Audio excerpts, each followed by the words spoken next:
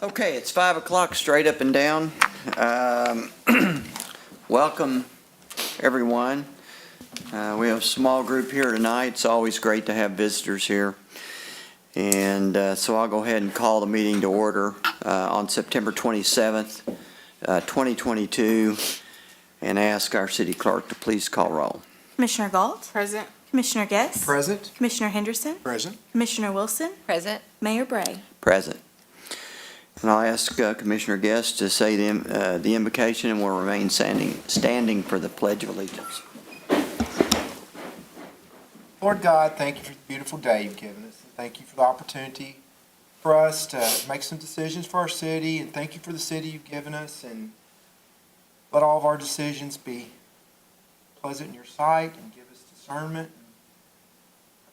We love you. In Jesus' name, amen. Amen. I pledge allegiance To the flag of the United States of America and to the republic for which it stands, one nation, under God, indivisible, with liberty and justice for all.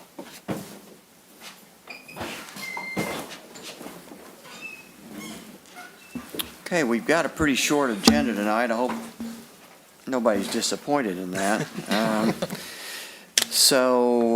First of all, City Manager, are there any additions or deletions to the agenda? None this evening, Mayor. And so I'll turn it over to you. It's been quite a day for you and for some other people as it relates to the Robert Cherry Civic Center. Yeah. So. Well, Mayor and Commission, this evening we had planned to have a presentation and moving forward with the release of an RFP for the renovation of the Cherry Civic Center. As you are all aware, and the majority of the public probably by now, early this morning our team was called to the site of a vehicle with an impact in a building, and that building was the Cherry Civic Center. Where a semi ended up stopping in the side of the building. Our team responded appropriately and quickly and swiftly. I got the call around 6:40 this morning and proceeded over to the site. Kudos to not only our police and fire in addressing that quickly, all of our public service agencies that responded accordingly. But also, our fire department with its specialized team for building support. This is the same team that you recall that went over to help Mayfield during the tornado. Well, they were on site today shoring up the building, and having that team in place allowed us to secure that building a whole lot quicker.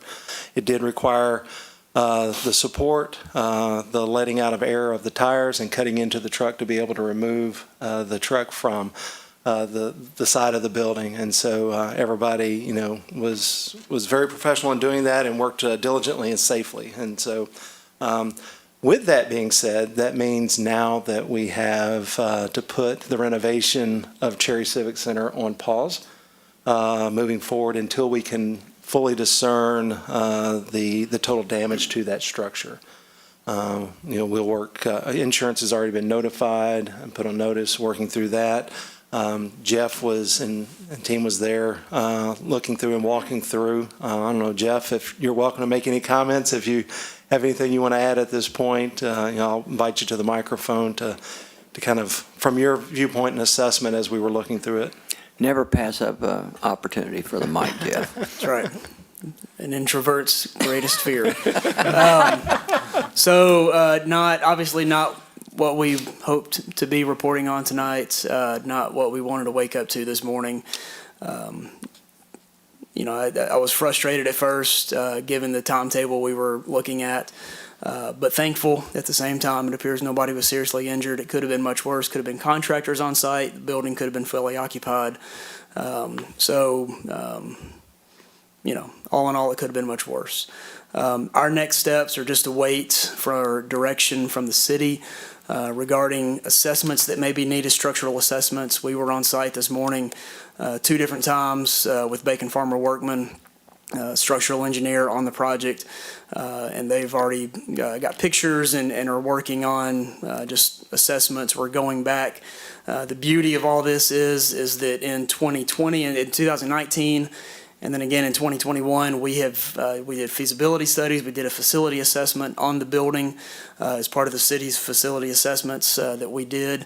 So some of the questions that came up today was, were these cracks here? And we were to go back and find that, yes, they were in fact there, 2 years ago. So we were able to, even today, alleviate some of the concern that the building was damaged further than it appears, but there's still a lot of work to do to examine that. So we're just standing by, waiting to be instructed. So. Yeah, it's a heck of a bit of luck, bad luck. But as you say, there's always, a silver lining in every cloud. So. Yeah, I don't believe in luck, good or bad. There's a reason, and I just trust that we understand it one day, and just thankful nobody was hurt. So. Right. Yep. Jeff mentioned we were very fortunate. While the timing, was never a good time for something like this to happen. We could have been that we had opened the facility and you had people in it, or that we had a lot of holiday plans that people would have to rescheduling and things like that. So, as bad as this is, and we'll persevere to move forward as quick as possible and safe as possible. The timing of it, was fortunate in some regards, and so we look at it from a positive on that standpoint. I'll answer any questions that you might have at this time that I can. I know that you all said some of the drivers were transported to the hospital, but no, we've not heard any serious. I've not been updated on the status of any of those. There was a semi driver, there was a pickup truck that was involved, and then a passenger vehicle. And all of the occupants of the vehicles were transported. I don't know if, from the police department, if we've heard any updates or not. Information that was anything serious. Yeah, okay. So that's good to hear. So nothing life-threatening, nothing major or serious. The pickup driver, we do know, from his report this morning, he didn't remember it happening. So, obviously a concussion type protocol there for him, or it appears to be from that. But, it could have been a lot worse from that aspect of the occupants of the vehicle. So fortunate there as well. And fortunate that no pedestrians or anything like that. I said there's a lot, as bad as it was, there's a lot to be thankful for. That could have been a lot worse. Okay, any other questions? Okay, before I go to the consent agenda, I just wanted to point out our award, in case you hadn't seen it. City Government of the Year. There was a group of us in Owensboro last week that officially accepted the award. And we got a lot of congratulations around the state of Kentucky. So it was a very proud moment. I hope that my fellow commissioners are just as proud as all of us. So, in fact, the mayor of Henderson emailed Darren and I today saying that essentially they were so impressed with the project, they wanted to see what we did, because they've got the east side of their town, that they want to start a project on. So it's nice to be, the model city for somebody else, and so anyway, it was it was a lot of fun being there, and we're putting this out in the administrative offices up here for people to see when they come in. And with that, I'll move to the consent agenda. Items on the consent agenda are considered to be routine by the Board of Commissioners and will be enacted by one motion and one vote. There will be no separate discussion of these items unless a board member so requests, in which event the item will be removed from the consent agenda and considered separately. The city clerk will read the items recommended for approval. Would any commissioner like an item removed for separate discussion? So I'll go ahead and ask the city clerk to read the items recommended for approval. Approve minutes for the September 7th and September 13th, 2022 Paducah Board of Commissioners meetings. Receive and file documents, personnel actions, municipal order approving and authorizing the Board of Commissioners of the Paducah Water Works to accept the Cleaner Water Program Grant Award and the Grant Assistance Agreement with the Kentucky Infrastructure Authority. a municipal order approving a fleet maintenance motorized equipment and emergency apparatus service agreement with the Hendron Fire Department to provide fleet maintenance services at hourly rates and authorizing the execution of all documents related to same, a municipal order approving a fleet maintenance motorized equipment and emergency apparatus service agreement with the West McCracken Fire District to provide fleet maintenance services at hourly rates and authorizing the execution of all documents related to same. A municipal order authorizing the mayor to execute all documents necessary to apply for a matching grant in the amount of $3,000 from the Kentucky League of Cities Liability Grant Program toward the cost of the Vector Solutions LMS training site, which will be used in part for defensive driver training, accepting all awarded grant funds and authorizing the mayor to execute all documents related to same. A municipal order accepting the bid of Serco in an amount of $53,890 for renovations to the Hotel Metropolitan Purple Room and authorizing the mayor to execute all agreements and documents related to same. So move. Second. Any discussion? Call roll. Commissioner Galt? Aye. Commissioner Guess? Aye. Commissioner Henderson? Aye. Commissioner Wilson? Aye. Mayor Bray? Aye. So we have one municipal order tonight, and we have Assistant Chief Anthony Copeland here. It's in the amount of $34,577. It's a FEMA port security grant. Why don't we let Lindsay read it first, then let you tell us about it, if you would.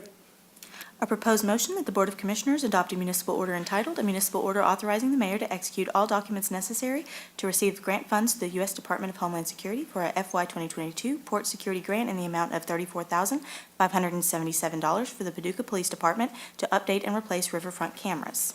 So moved. Second. Chief, you want to tell us how we're going to use that money? Yes, sir. Good evening. So a little bit of history on this project. It started back in 2009. We originally received the same type of grant from Port Security. Over the next couple of years after that, did several camera installations, installed 8 cameras. Over the years, that system has fallen into disrepair. Out of those 8 cameras, only 6 are currently working. So a majority of these funds will go towards fixing and upgrading the current system, as well as the installation of 3 more new cameras that'll be specific down to downtown and the build grant area. Okay. So what do those cameras, they have tape or they have, or you watch them, you can see them on the internet? Who sees them and how can you get? So currently, a majority of this can be seen at our 911 center. We have monitors there, so they're obviously staffed 24 hours a day, so they can do playback. And this will continue, that'll bolster that system. Currently, it's a mixture of on-site storage. The long-term goal will be to move to a cloud-based storage, so we can go back and roll back the tape when we need to. Okay, so currently it's not cloud-based? No, Is it's a mix. It's a mix. There are some cloud-based, but there's also Okay. some on-site. Okay. And how far back in time, do you know how far, I mean, could you go back a year, 6 months? Is there a limit or? I don't know the playback right now. Okay. Okay. Questions? Yes. So did I understand there's going to be 9 cameras? Is that right? Or? That we're focused on this part of the build, yes. Okay. And it's all on the riverfront? Yeah, this grant was specific to the port security and so of the flood wall and that aspect of it. And then so it does, affix to that, it will be tied, it is tied back into our system for monitoring. And we don't have any cameras anywhere outside of that area, I mean, downtown? We do. We have some others, but not just on that. And we have spread out through, our whole city. We have some other cameras as well. Okay. Okay. Thank you. Thank you, Chief. Okay, call roll. Commissioner Galt? Aye. Commissioner Guess? Aye. Commissioner Henderson? Aye. Commissioner Wilson? Aye. Mayor Bray? Aye. The next, we have one ordinance to adopt tonight, and this is the tax levies from, that we introduced 2 weeks ago. So I'll let, are you going to read that? Okay, I'll let Lindsay read it, and then maybe we have a quick discussion. A proposed motion that the Board of Commissioners adopt an ordinance entitled, an ordinance fixing the levies and rates of taxation on all property in the City of Paducah, Kentucky, subject to taxation for municipal purposes and for school purposes for the period from July 1, 2022 through June 30th, 2023, with the purposes of said taxes hereunder defined. Purpose and rate per $100. General fund of the city, real property at $0.265. Personal property except inventory at $0.39, motor vehicles and watercraft at $0.39, school purposes, Paducah Junior College, real estate at $0.015, personal property except inventory at $0.015, motor vehicles and watercraft at $0.031. The City of Paducah shall collect the following taxes for the Board of Education: Paducah Independent School District, real property at $0.846, personal property including inventory at $0.864. Property taxes levied herein shall be due and payable in the following manner. 1. In the case of tax bills which reflect an amount due less than $1,500, the payment shall be due on November 1st, 2022, and shall be payable without penalty and interest until November 30th, 2022. And 2, in the case of all other tax bills, payment shall be in accordance with the following provisions. A, the first half payment shall be due November 1st, 2022, and shall be payable without penalty and interest until November 30th, 2022. And B, the second half payment shall be due on February 1st, 2023, and shall be payable without penalty and interest until February 28th, 2023. So moved. Second? So, do we have any specific questions about this?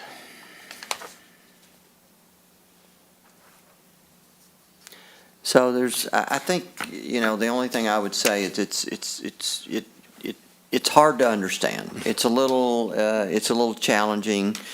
People, I think, in general, think that we're having a tax increase, and it's hard to explain how this actually manifests itself. It's simply a way for us to take a percentage increase in aggregate taxes, but has nothing to do with people's individual property taxes. And we tried to go through the explanation 2 weeks ago, and I think there's some discussion out in the community about it, which naturally, anytime people are wondering about taxes, but I would say if there's anybody that would like further information or more detail about exactly how this manifests itself, how that affects them personally, that we would be happy to talk with them. So, okay, I'll ask our city clerk to please call roll. Commissioner Galt? Aye. Commissioner Guest? Aye. Commissioner Henderson? Aye. Commissioner Wilson? Aye. Mayor Bray? Aye. We have one ordinance to introduce tonight, and I'll let the city clerk read it. A proposed motion that the Board of Commissioners introduce an ordinance entitled, an ordinance providing for the closing of a 20-foot wide, 192-foot long alley west of Cruz Avenue between North 32nd Street and Marianne Drive, and authorizing the mayor to execute all documents related to same. This ordinance is summarized as follows: that the City of Paducah does hereby authorize the closing of a 20-foot wide and 192-foot long alley west of Cruz Avenue between North 32nd Street and Marianne Drive, and authorizes, empowers, and directs the mayor to execute a quitclaim deed from the City of Paducah to the property owner in or abutting the public way to be closed. So moved. Second.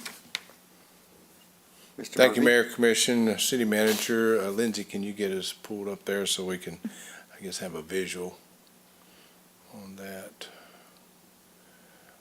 This is over, if you're familiar with McGuire, Cruz Avenue, Golf Mart, Park Avenue. Oh, yeah. Those two streets that come off Park Avenue and go back to 32nd Street, one of those is Cruz. Okay. And there's a gentleman that he's bought some property, and he wishes to build some apartments in there, and there's an alley in there that is not improved. We have a lot of these. Is this my mouse or yours? There's mine. There's mine. Okay. No, that's you. Okay. In the center of the screen there, you can kind of see a cross. That's actually alleys that we have. And the one that he's wanting to close is the one next to the red roof over there. And again, it's unimproved. It's not being used for our benefit. But again, when the city was laid out, maybe I can show you better here, right here. This alley right here. This is the gentleman who wants to close. He owns all these lots here. And so he's wanting to improve this for that. And Where's Golf Mart? Golf Mart is straight up the page. Park it. If you zoom out, you'll see it on that.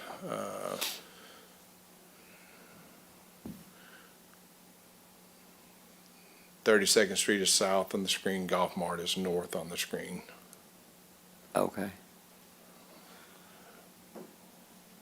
It's not allowing me to zoom out. It's not allowing you With- to, okay. Okay. But, it's okay, yeah. There we Yeah. go. There we go. a little A little delay. more. A little more.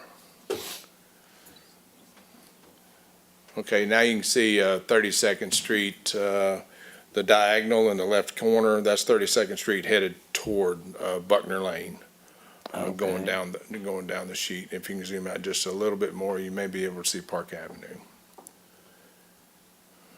Not quite there yet. There it is. Oh, Lord. Park Avenue is the gray line going horizontal across the top of the screen on that. So about where her cursor is where that alley is on there. Wiggle your cursor there so he can see that. It might be sensitive. Is that the street that the Boys and Girls Club is on, or is it? Yes, it's, it is? well, north on that is the Boys and Girls Club. Uh-huh. On the corner there. I believe that's McGuire. That's McGuire in Park Avenue. And the alley we're talking about is off Cruz. Okay.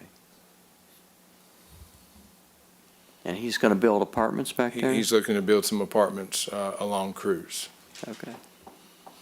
And again, we have a lot of right-of-ways that are alleys that were just set up. You know, our predecessors, when they were laying out the grid system, they would set up alleys that we may or may not use. Some we use, and there's a lot we don't. And so those that we don't, they create problems for us because, one, if we're not improving them, we're not maintaining them. But if there's a tree that falls, then they say, okay, well, that's the city's tree because it's in the city's alley. So then we have to go out and take care of that. So we have some liability on property we're not using. So we want to put it back in the I hands see. of people can make use of it. Okay.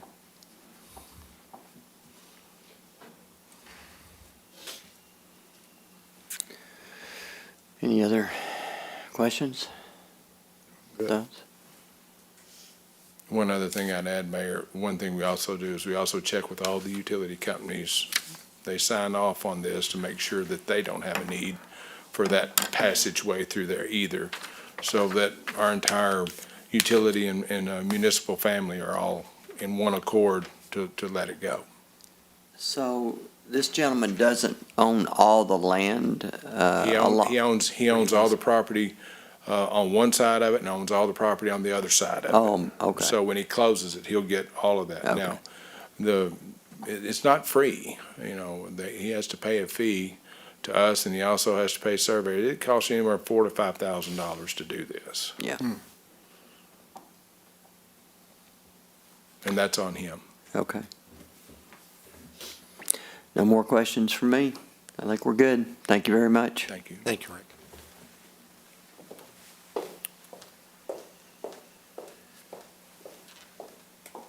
Okay, any comments from city manager? We have one thing we were going Yeah, to talk yeah. about, so. Mayor Commission, this morning we woke up to the news, as we talked earlier, about the Cherry Civic Center. This afternoon, we discovered an increasing safety issue in the downtown area. The Art Park has had some settlement in that, which creates at the minimum a trip hazard. And so we have taken the proactive approach to limit the liability and to increase safety by cordoning that off until we can get an outside engineering firm to come in and look to see what's maybe causing that issue and how we can move forward with addressing it. We understand that that's not ideal to those that utilize that facility and the downtown merchants in that area, but out of abundance of caution for the safety of all is concerned, we took that action this afternoon. So we'll keep you updated in relationship to that. Also, want to recognize, and Jonathan's already left, but I think you all received the notice and that once again, our finance department was recognized now for the 31st year for the Government Finance Officers Association, their prestigious award of financial excellence. And so kudos to our finance team in the work that they've done and under John's leadership and that whole team down there, to congratulate them on that. And then just finally, we had a very successful event downtown, as all of you are aware, and that is a Beautiful Paducah was the sponsor of the event. It wasn't a city event, but we provided a lot of support to ensure that activity. And so I just can't name all of our city team that was involved in that because there were so many, but we do appreciate the work and the efforts and the long hours that they put in to help make that a successful community event. Yeah, so barbecue on the river, I think really came off well this past weekend. There was a lot of trepidation, a lot of concern on different people's parts. We ended up closing Broadway from 3rd to the river. We had some merchants that were upset about that. One of them called me this afternoon and said she was busy as she could be on Saturday, and she was really surprised. I'm not sure. Next year we'll need to think about, next year, of course, we'll have a hotel under construction. So it'll be a different dynamic altogether. But I think we're on a learning curve. The only thing I couldn't get my mind off when I was down there was the fact that, I don't know how long it's going to take, but 3 or 4 years from now, at some point in time, all of that area is going to be completely redone. It's going to be part of the build grant, the new riverfront development. It's going to be beautiful. We attended a 30% plans had been completed, and I was able to attend that meeting and kind of get an early look at it. And it's going to be great, and it's going to be something to really be proud of once we get there. And of course, we'll have a new boat dock, for our river boats. A very nice boat dock, pretty massive, pretty big boat dock for the benefit of river boats unloading. And so it's all going to tie in. And I couldn't help but think about barbecue on the river being, after all that's completed, it's going to be perfect. But the band's playing, with the river in the background. There was just a lot of positives, I think, to it. So some growing pains. I heard some, long lines, intersecting lines. I mean, there was a lot of, a lot of discussion. But you can't have an event for the first year in the first place and not have some growing pains. And there's something called a learning curve for a reason. And so I think all of us were on a learning curve. But kudos to beautiful Paducah for year one, putting on a great event. So, any comments from commissioners? No, we're good. I'm good. Okay. For everybody. You're speaking for everybody?